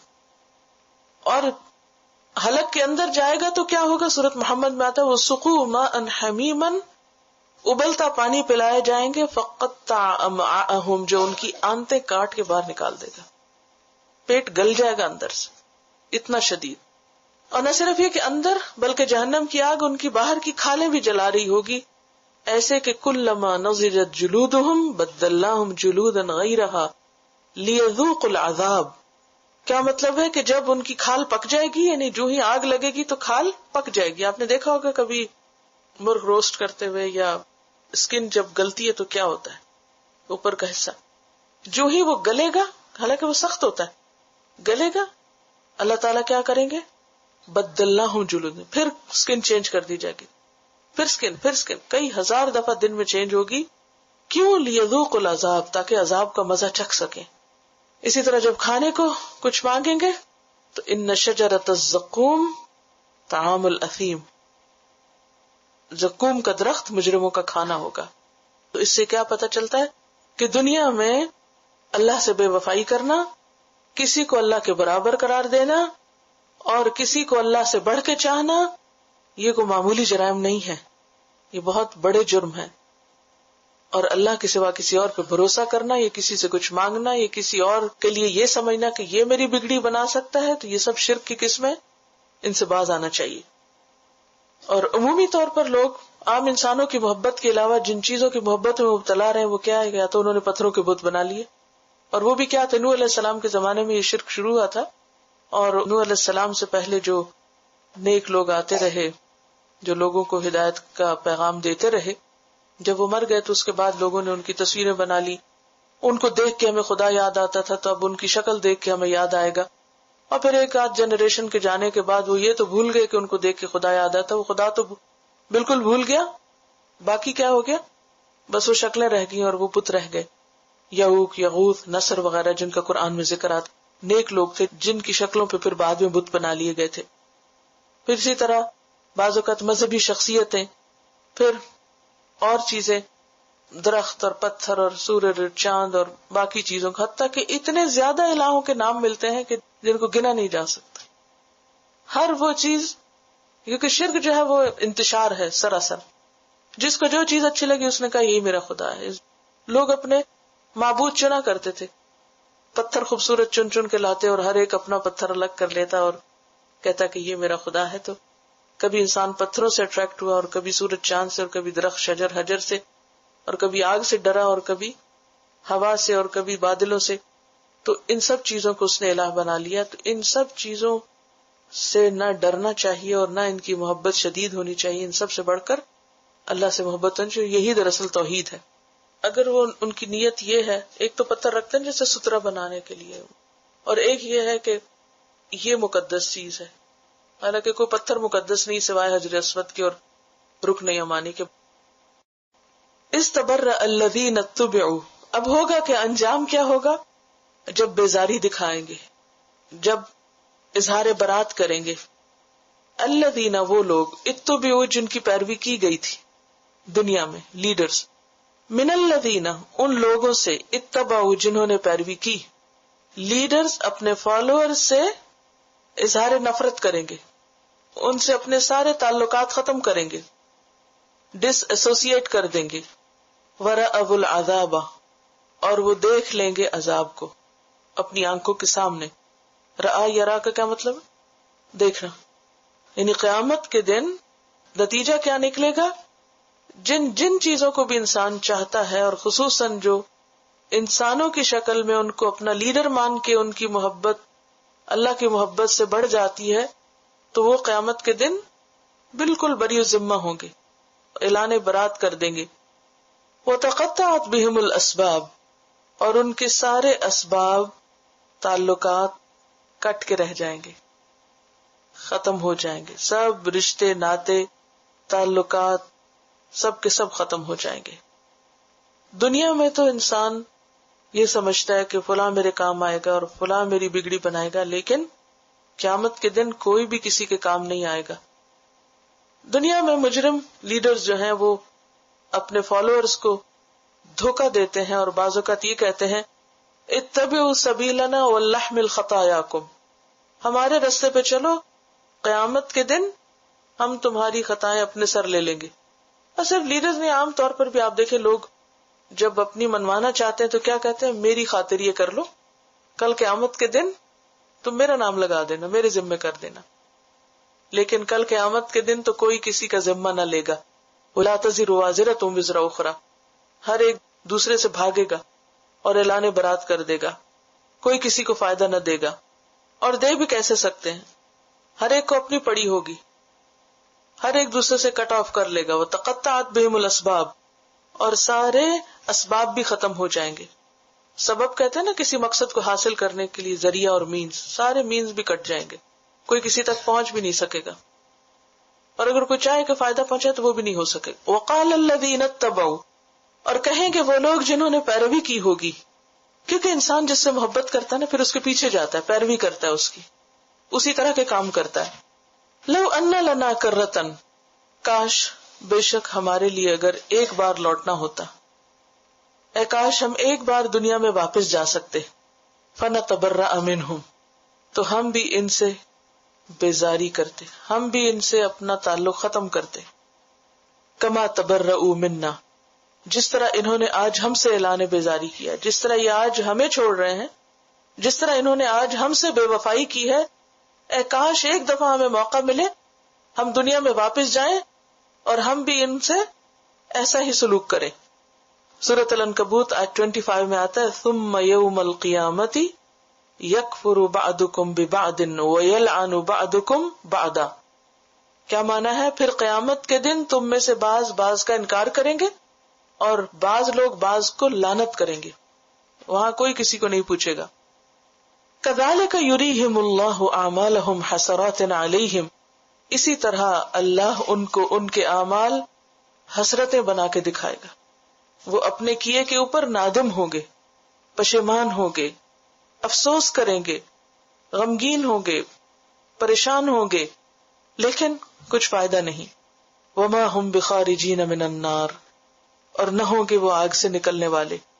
ایک دفعہ جب وہ اس میں داخل ہو گئے تو پھر وہ باہر نہ آ سکیں گے.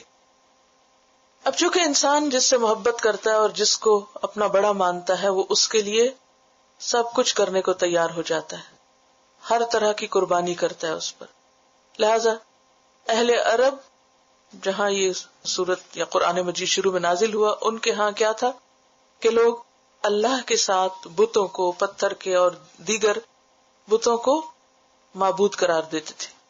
نبی صلی اللہ علیہ وسلم سے ان کی دشمنی کس بنا پر تھی کہ اجعل الآلہۃ الہا واحدہ، کہ سارے الہوں کا بس ایک ہی الہ بنا دیا، ہمیں اور بھی بہت سے پیارے. اور پھر انسان کو جب کسی سے محبت ہوتی ہے اس کے لیے قربانی کرنا چاہتا ہے، اسے کچھ دینا چاہتا ہے. اسی لیے آپ نے دیکھا ہوگا ویلنٹائن پہ کتنے مہنگے پھول بکے ہیں. تو یہ محبت کا اظہار انسان اپنی پیاری چیز کو محبوب کے لیے خرچ کر کے یا قربان کر کے کرنا چاہتا ہے. تو وہ کیا کرتے تھے اس وقت؟ ویلنٹائن تو تھی نہیں، خیر ان کے ہاں مشکل کیا تھی کہ وہ جانور ہی تھے ان کا مال سب کچھ، تو وہ بتوں کے نام پر اپنے جانور قربان کرتے تھے اور ان کے طرح طرح کے نام رکھے ہوئے تھے، اور وہ کہتے تھے ہمیں اللہ نے اس کا حکم دیا ہے. تو اب یہاں اس کے بعد یعنی اس اللہ سے محبت کے ذکر کے بعد اب اہل عرب کی کچھ ایسی چیزوں پر یا ایسے طریقوں پر تنقید کی جائے گی کہ جو انہوں نے اپنا دین بنا رکھے تھے. کیونکہ انسان کا دین کیا بن جاتا ہے؟ دین کیا ہے؟ زندگی گزارنے کا طریقہ. اگر آپ اللہ کی مرضی کے مطابق گزارے تو وہ بھی آپ کا دین ہے، اور اگر آپ اپنی خواہشات پہ چل رہے ہیں تو وہ آپ کا دین ہے، یا پھر آپ کسی اور کو فالو کسی انسان کو کر رہے ہیں تو وہ دین ہے. تو یہاں پر تمام انسانوں کو خطاب کر کے اب کچھ باتیں سمجھائی جا رہی ہیں کہ تم اللہ کے بندے ہو، لہٰذا اللہ کے کہنے پہ چلو. فرمایا یا ایھا الناس، اے لوگو، کلوا مما فی الارض حلالا طیبا، کھاؤ اس میں سے جو زمین میں ہے، حلال اور پاکیزہ. تمام بنو آدم کو خطاب ہے، صرف مسلمانوں کو نہیں، سب کے سب کو، کیونکہ سب اللہ کی مخلوق ہے، اللہ نے ان کو پیدا کیا. کلو، کھاؤ، حکم دیا جا رہا ہے کھاؤ.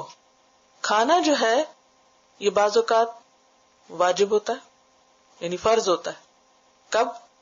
جب نہ کھانے سے انسان بیمار پڑے یا پھر ہلاک ہونے کا اندیشہ ہو. کبھی یہ مستحب ہوتا ہے. مستحب کا کیا مطلب ہے؟ پسندیدہ. اور کبھی مباح ہوتا ہے.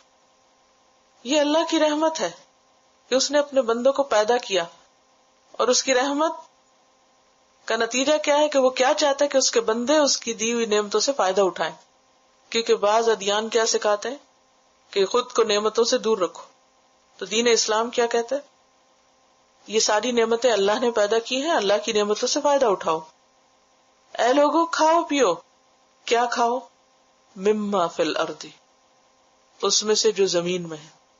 یعنی زمین کو تمہارے لیے تمہاری غذا کا ذریعہ بھی بنایا، چاہے وہ زمین اگائے یا اس کو کھود کے اس میں سے نکالا جائے. تو جو بھی نعمتیں زمین میں رکھی ہیں یہ مراد ہے. لیکن شرط یہ ہے اس حال میں حلالن کہ وہ حلال ہو، اور حلال دو طرح سے، بعینی ہی اپنی ذات میں حلال، مثلا حرام چیز نہ ہو جس کا ذکر انشاءاللہ اگلے آیات میں آئے گا، اور دوسرے یہ کہ وہ اپنی ذات کے اعتبار سے. ذات کے اعتبار سے، ذات کے اعتبار سے کیا ہے کہ جسے نجس اور ناپاک نہ ہو. حلالن حلال ہو، طیبن پاکیزہ ہو، اچھا ہو. اور طیب میں عمدہ چیز بھی آتی ہے، لذیذ بھی آتی ہے. تو حلال کمائی کے اعتبار سے بھی، اور حلال اس چیز کی حقیقت کے اعتبار سے بھی. وَلَا تَتَّبِعُوا خُطُوَاتِ الشَّيْطَانِ، اور شیطان کے قدموں کی پیروی نہ کرو، شیطان کے پیچھے نہ چلو، کیونکہ شیطان کے پیچھے چلنے سے نقصان کیا ہوگا؟ سورۃ النور آیت 21 میں فرمایا وَمَن يَتَّبِعْ خُطُوَاتِ الشَّيْطَانِ فَإِنَّهُ يَأْمُرُ بِالْفَحْشَاءِ وَالْمُنكَرِ، جو بھی شیطان کے پیچھے چلے گا تو وہ تو انسان کو بے حیائی اور برائی کا حکم دے گا، وہ انسان کو برائی کی طرف لے جائے گا. تو اس لیے شیطان کی بات مت مانو. انہ لکم عدو مبین، اور اس لیے بھی نہ مانو کہ وہ تمہارا کھلا دشمن ہے. اور کوئی بھی شخص اپنے دشمن کی بات نہیں مانتا، کیونکہ دشمن کیا چاہتا ہے کہ جس سے وہ دشمنی کر رہا ہے اسے نقصان پہنچایا جائے. تو حکم کیا دیا جا رہا ہے کہ لوگوں کھاؤ پیو، کیونکہ زمین میں جو کچھ ہے وہ اللہ نے تمہارے لیے بنایا. ایک آیت میں آتا نا هو الذی خلق لکم ما فی الارض جمیعا، سورۃ البقرہ کی آیت 29 میں آپ پڑھ چکے ہیں. وہی وہ ذات ہے جس نے تمہارے لیے زمین میں جو کچھ ہے سارے کا سارا تمہارے لیے بنایا، تمہارے فائدے کے لیے، تمہاری ضروریات پوری کرنے کے لیے. لہذا اللہ کے حکم پہ چلو اور اللہ کے دشمن اور اپنے دشمن کی بات نہ مانو. جن حلال چیزوں کو اس کے کہنے پہ تم نے حرام کر رکھا ہے ان کو حرام مت سمجھو. تو اس سے کیا پتہ چلتا ہے کہ حلال کھانا، پاکیزہ کھانا یہ بھی عبادت ہے، کیونکہ ایسا کرنا اللہ کا حکم ہے. اور انسان اللہ کا جو بھی حکم مانتا ہے اس پر اس کو اجر ملتا ہے، خواہ وہ کھانا ہی کیوں نہ کھا رہا ہو. کبھی سوچا آپ نے کھاتے وقت کہ اس پر بھی ثواب ہے؟ اگر وہ حلال اور طیب ہو اور حد کے اندر ہو، اسے خوش ہو کے کھانا چاہیے. یہ نہیں کہ ہر چیز کے اوپر انسان ناک منہ چڑھائے، یہ ایسا نہیں، یہ ویسا نہیں، اور اس میں نقص نکالے. نبی صلی اللہ علیہ وسلم کا طریقہ کیا تھا کہ آپ کو جو پیش کیا جاتا اسے کھا لیتے، اور اگر پسند نہیں ہوتا تھا تو اس پر خاموشی اختیار فرماتے، لیکن اس میں نقص نہیں نکالتے تھے. کھانے میں نقص بھی نہیں نکالنے چاہیے، کیونکہ ہر ایک کی پسند اور ٹیسٹ فرق ہوتا ہے. ہو سکتا ہے ایک چیز جو آپ کو پسند نہیں ہو کسی اور کو بہت پسند. ہر قوم اور ہر علاقے کا اپنا ایک مزاج ہوتا ہے، کھانے کا ایک طریقہ ہوتا ہے، تو اس کا مذاق بھی نہیں اڑانا چاہیے، اس کو برا بھلا بھی نہیں کہنا چاہیے. تو یہاں بنیادی طور پر حکم کیا ہے کہ شیطان کی بات نہ مانو، حلال اور پاکیزہ چیزیں کھاؤ. حلال انسان کے کھانے کے بارے میں دین نے کیوں مداخلت کی ہے؟ یہ کھاؤ اور یہ نہ کھاؤ، کیوں؟ انسان کے اخلاق، اس کے اعمال، اس کے کام، اس کی کوششوں، اس کے طریقہ زندگی، اس میں کھانے پینے کا بہت زیادہ اثر ہوتا ہے. آپ جس طرح کا کھاتے ہیں اسی طرح کا پھر عمل کرتے ہیں. تو کھانا اور عمل لازم و ملزوم ہے. کھانا پینا انسان کے اخلاق پر، اس کی شخصیت پر، اس کی شکل و صورت پر، اس کے چال ڈھال پر، بہت سی چیزوں پر اثر انداز ہوتا ہے. اس کی صحت، بیماری، اس کے بہت ساری چیزیں جو ہیں وہ کھانے کے ساتھ منسلک ہے، کیونکہ کھانے سے ہی زندہ ہے نا انسان. اور پھر اسی طرح زیادہ کھانا بھی منع ہے اور نہ کھانا بھی منع ہے. تو اعتدال میں کھانا عبادت ہے. انما یأمرکم بالسوء والفحشاء، شیطان تو تم کو برائی اور بے حیائی کا حکم دیتا ہے. پچھلی دفعہ میں نے بتایا تھا انما کا مطلب کسی کو یاد ہے؟ انما کیا ہے گرامر میں؟ کلمہ حصر. ترجمہ کیا کیا تھا میں نے؟ بے شک نہیں، یعنی بات یہی ہے. جو کہی جا رہی. nothing but this. جی ہاں، حسر حسار سے نا. انما یأمرکم بالسوء والفحشاء، شیطان تم کو برے کام کرنے کا اور بے حیائی کے کام کرنے کا حکم دیتا ہے. کس طرح حکم دیتا؟ وسپر کر کے. یعنی شیطان تمہیں خیر کا حکم نہیں دیتا. وَأَن تَقُولُوا، اور یہ حکم دیتا ہے کہ تم کہا کرو علی اللہ، اللہ پر، ما لا تعلمون، جو تم نہیں جانتے. شیطان تم سے اللہ کے بارے میں وہ باتیں کہلواتا ہے جو تمہیں معلوم ہی نہیں کہ اللہ نے کہی ہے یا نہیں. تو بات یہ ہے کہ انسان کو وہی کہنا چاہیے جو اللہ نے کہا ہے، اور ایسا کرنا واجب ہے جب اس کی ضرورت ہو، یعنی اللہ کا حکم پہنچانا. دوسری صورت یہ ہے کہ انسان وہ کہے جو اللہ نے نہیں کہا، ایسا کرنا حرام ہے. یعنی اللہ کے نام پر ایسی بات منسوب نہیں کرنی چاہیے جو اللہ نے کہی نہیں. مثلا کسی چیز کو خود سے حرام کر دینا جبکہ اللہ نے اس کو حرام نہ کیا ہو. وَأَن تَقُولُوا عَلَى اللَّهِ مَا لَا تَعْلَمُونَ، علم ہی نہیں تمہیں اور تم خود سے باتیں کر رہے ہو کہ اللہ نے ایسا فرمایا، ویسا کیا، ویسا کہا. تیسری بات یہ ہے کہ انسان وہ کہے جو وہ جانتا نہیں کہ اللہ نے کہا ہے یا نہیں کہا. تو ایسے معاملے میں بھی انسان کو خاموشی بہتر ہے. 3 حالتیں ہوگی نا. انسان اللہ سے ایک بات منسوب کرے، کون سی؟ جو اللہ نے کہی. ایسی بات آگے کہنی چاہیے یا نہیں؟ کہنی چاہیے، اور خصوصاً جب ضرورت ہو تو کہنا واجب ہے.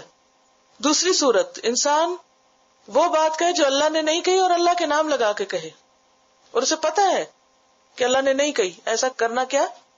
حرام ہے. تیسری صورت کیا کہ انسان کو شک ہے، پتہ نہیں اللہ نے کہی ہے یا نہیں، تو ایسی صورت میں کیا کرنا چاہیے؟ خاموش رہنا چاہیے. مشرکین کی عادت تھی، سورۃ الاعراف 28 میں آتا ہے وَإِذَا فَعَلُوا فَاحِشَةً قَالُوا وَجَدْنَا عَلَيْهَا آبَاءَنَا.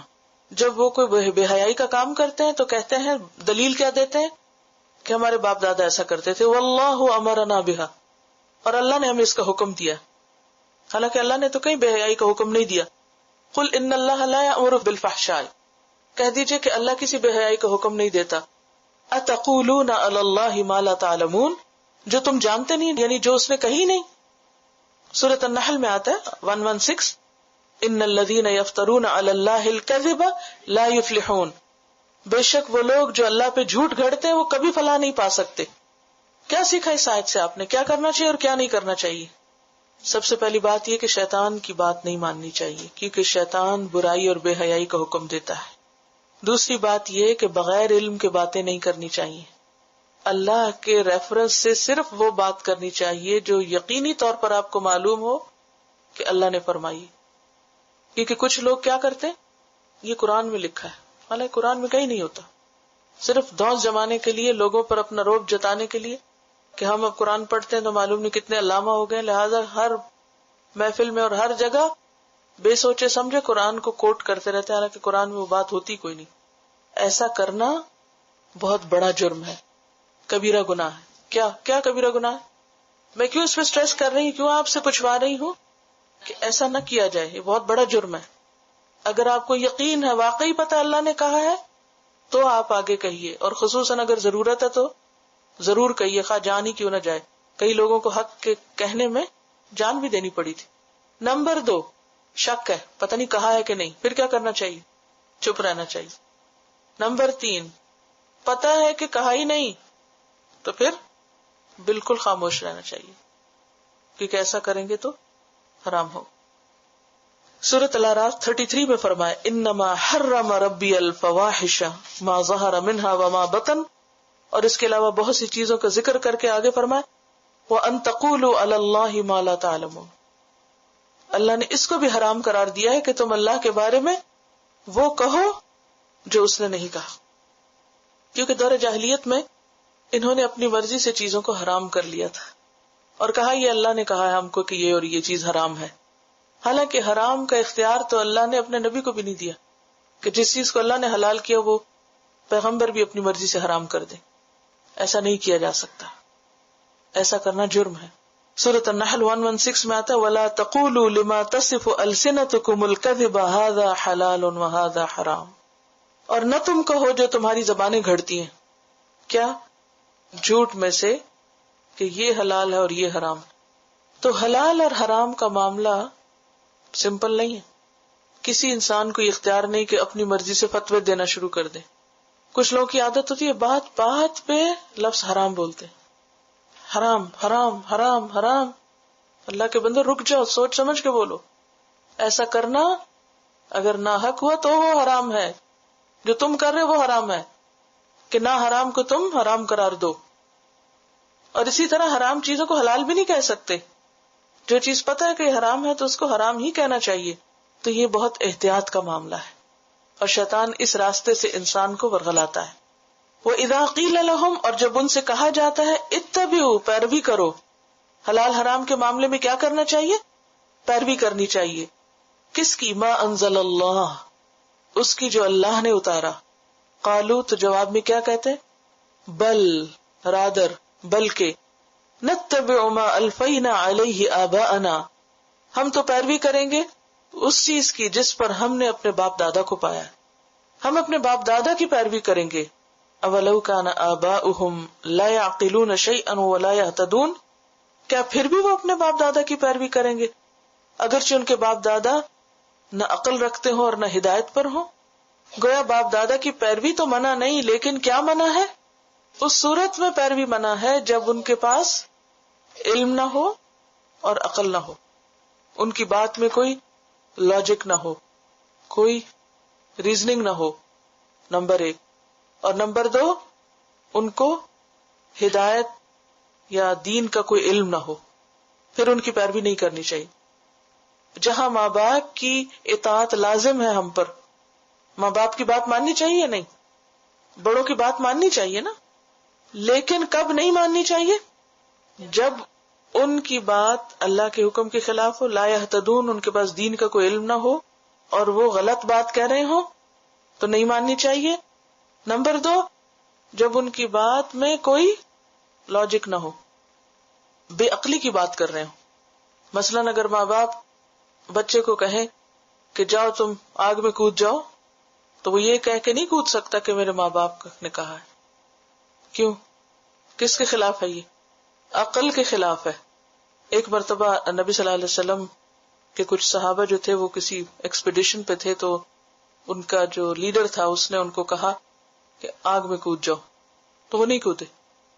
لیڈر کی بات ماننا, سمع و اطاعت ضروری ہے. اسلام میں حکم کیا ہے؟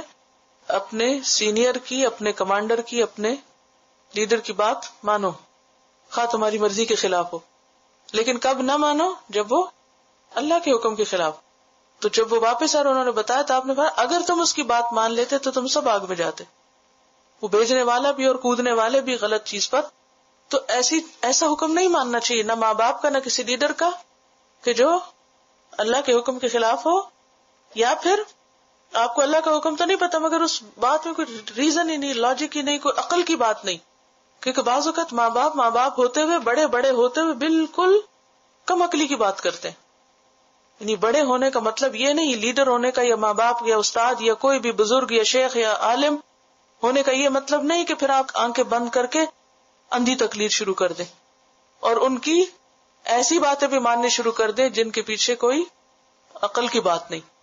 کیونکہ بعض اوقات ایسا ہوتا نا کہ ماں باپ زیادہ پڑھے لکھے نہیں ہوتے یا ان کو بہت سمجھ نہیں ہوتی, تو وہ اپنی ناسمجھی کی بنیاد پر اپنی اولاد کو ایسے کاموں کی طرف دھکیلتے ہیں کہ جس میں نقصان ہو سکتا ہے. تو ایسی صورت میں یہ تو نہیں کہ بدتمیزی کی جائے, لیکن ماں باپ کو دلیل سے سمجھایا جائے, ٹھیک ہے نا.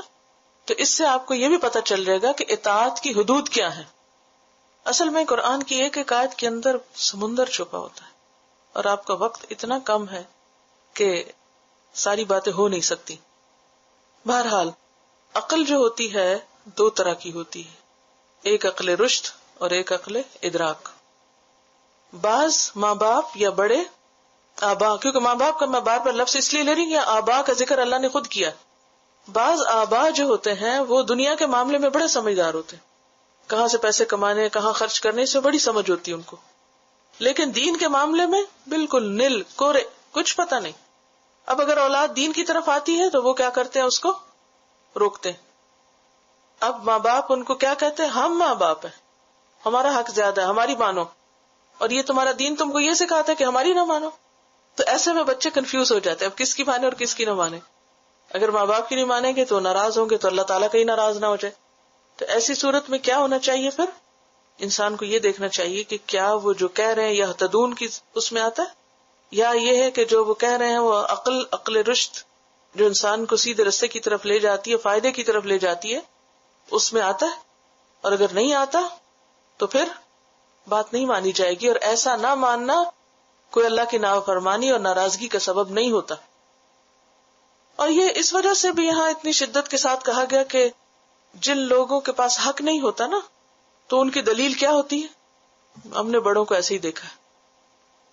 ابراہیم علیہ السلام نے جب بتوں کو توڑا تھا اور بتوں سے ان کو روکتے تھے قوم کو، تو ان کو جب سمجھایا کہ دیکھو یہ بولتے نہیں، سنتے نہیں، کچھ کرتے نہیں، تو وہ کیا کہتے تھے؟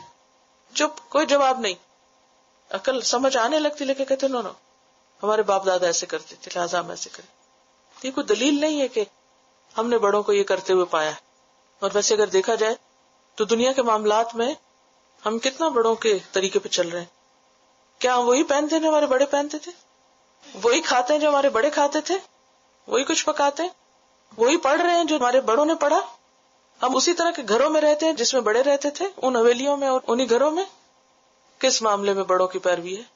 کسی بھی چیز میں نہیں، سوائے ایک بالکل illogical اور جس میں کوئی ریزن نہیں ہے، اس میں آ کے دین کے معاملے میں زیرو نل، کوئی عقل سے کام نہیں لینا. اسی کے بارے میں اللہ تعالیٰ فرماتے وَمَثَلُ الَّذِينَ كَفَرُوا، اور مثال ان لوگوں کی جنہوں نے کفر کیا، كَمَثَلِ الَّذِي، مانند مثال اس شخص کے ہے، يَنْعِقُ، جو پکارتا ہے. نعوق کہتے ہیں بکریوں کو چیخ چلا کے گلا پھاڑ کے پکارنا، جیسے رائی کرتا ہے، چرواہا کرتا ہے نا. چرواہے کو جب بکری دور چلی جائے، کبھی آپ نے سنا ہو یا دیکھا ہو ایسا منظر؟ کبھی دیکھا ہے گاؤں وغیرہ میں جب جانور چرائے جا رہے ہوتے ہیں تو جو چرواہا ہے وہ کیسی آوازیں نکالتا ہے؟ چلیے وہ تو نہیں دیکھا تو آپ نے دیکھا کہ بعض اوقات گھر میں بھی جو پیٹس ہوتے ہیں ان کو بلانے کے لیے مخصوص قسم کی آوازیں نکالی جاتی. تو ینعقو کا لفظی معنی ہوتا ہے چرواہے کا گلا پھاڑ کے اپنی بکریوں کو پکارنا، جمع کرنا. فرمایا کہ جو لوگ کفر کرتے ہیں، بات نہیں مانتے، وہ اس طرح ہے جیسے ایک چرواہا. وہ چرواہا کیا کرتا ہے؟ ینعقو، اس کو پکارتا ہے، بما لا یسمع، جو سنتے نہیں، یعنی بکریوں کو، الا دعاء و نداء، مگر وہ بکریاں کیا سنتی ہیں؟ ایک پکار اور ایک آواز. بس ان کو یہ پتا چلتا ہے کہ ہمارا مالک ہم کو پکار رہا ہے، اور وہ بس ایک آواز سن رہے ہوتے ہیں. اس سے زیادہ انہیں نہیں پتا ہوتا وہ کیوں پکار رہا ہے. وہ پکار رہا ہے تو پکڑ کے ہم کو ذبح کرنے لے جائے گا، یا پھر وہ مزید کچھ کھلائے گا، یا گھر واپس لے جائے گا، یا بیچ دے گا. بکریوں کو پتا ہوتا ہے مالک کیوں پکار رہا ہے. وہ تو کھلانے کے لیے پکارے تب بھی آ جاتی، وہ ذبح کرنے کو پکارے تب بھی آ جاتی، کیونکہ ان کو عقل کوئی نہیں، سمجھ کوئی نہیں. وہ بیچنے کے لیے پکارے تب بھی آ جاتی. پھر فرمایا سمن بکمن عمیون، ڈیف ہیں، ڈم ہیں، بلائنڈ ہیں، بہرے ہیں، گنگے ہیں، اندھے ہیں. نہ کان استعمال کرتے ہیں، نہ زبان استعمال کرتے ہیں، اور نہ آنکھیں استعمال کرتے ہیں. فہم لا یعقلون، پس وہ عقل سے کام ہی نہیں لیتے، کچھ بھی نہیں سمجھتے. یعنی دلیل کی زبان نہیں سمجھتے، دلیل نظر نہیں آتی، اللہ کی نشانیاں نظر نہیں آتی، عقل اور بصیرت سے کام نہیں لیتے، اندھے بہرے بن کر ماں باپ کی تقلید پر اڑے ہوئے ہیں. تو ایسے لوگ جانور ہیں یا جانوروں سے بھی بدتر ہیں. کون لوگ جانوروں سے بدتر ہیں؟ جو عقل سے کام نہیں لیتے، جو ہدایت پہ نہیں چلتے، جو تعصب سے بھرے ہوئے ہیں، جو سوچ سمجھ سے کام نہیں لیتے. وآخر دعوانا ان الحمد للہ رب العالمین. سبحانک اللہم و بحمدک، نشہد ان لا الہ الا انت، نستغفرک و نتوب الیک. والسلام علیکم و رحمۃ اللہ وبرکاتہ.